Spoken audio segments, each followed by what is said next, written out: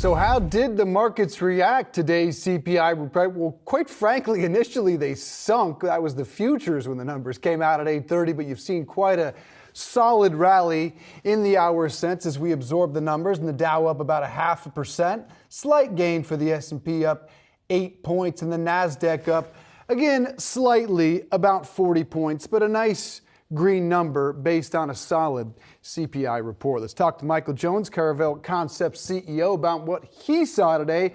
Mike, good to see you. Is this the market reaction you expected when you saw the CPI number?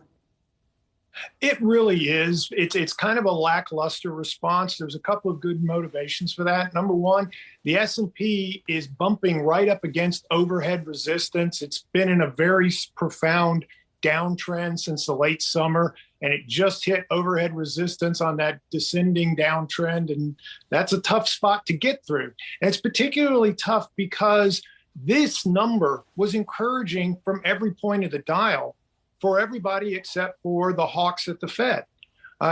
We believe that the Fed continues to look at the wrong inflation indicators. These are the indicators that cause them to miss the building of inflationary pressures in 2020 and 2021. And now they're causing them to overestimate inflation pressures here as we move into 2023. That means the Fed is hawkish. They're on a relentless tightening campaign. And our rule is don't fight the Fed. When they're wanting to tighten, and you heard the St. Louis president say another 100 basis points minimum and really quickly, that's not an environment where you want to get aggressive in equity markets. Michael, you mentioned the resistance levels that the S&P is up against right now. Let's start there, because we certainly have been, I think, a little bit surprised that the market wasn't more excited with this print. That next key level that the S&P needs to break through, what is that? And then once it does break above that, where do you think we're headed? So right about where we are is that descending trend line. So if we can get another 20, 30 points higher than that, that'll be some ray of hope that we can at least break the trend line and start flattening out. But to really signal something important, something that might actually reverse this trend, we're looking more about 4,300 on the S&P, and that's a ways higher.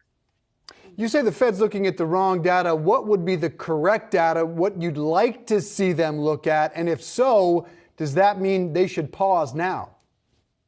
Well, and I would certainly be on the camp of pausing right now, because I believe that the creation of inflation occurs when the Fed funds massive deficits with printed money. Exactly what they were doing in 2020 and 2021. We saw a huge surge in money supply, 25, 26% growth. Fast forward to now. They have tightened dramatically and rapidly, and they're shrinking their balance sheet. That is sucking the money supply out of the economy.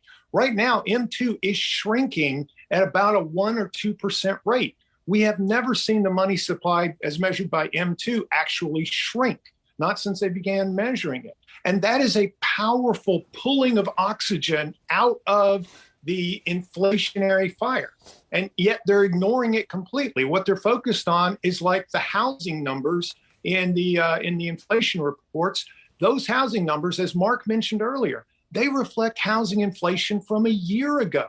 Yes, a year ago, they hadn't even started tightening and housing inflation was out of control. They were way behind the curve.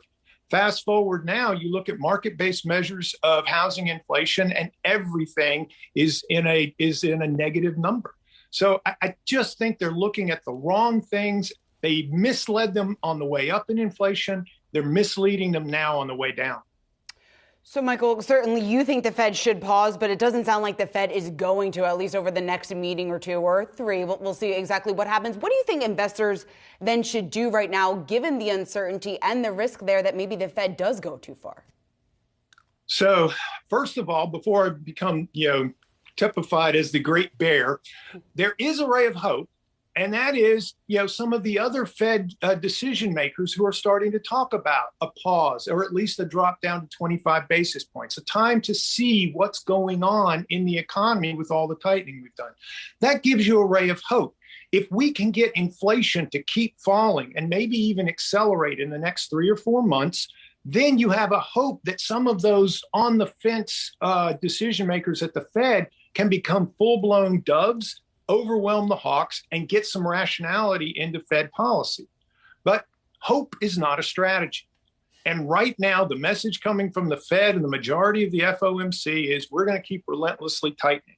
As long as the Fed is sending me that signal, as long as markets, they came down a lot last year, but remember, 2021 was a real bubble year. We still have some room to make up in terms of getting back to fair value. So you put a hostile Fed and a pricey market together, and I still want to be cautious. Hope is not a strategy. Luck is not a factor. Fear is not an option. Good stuff there. Michael Jones, thank you.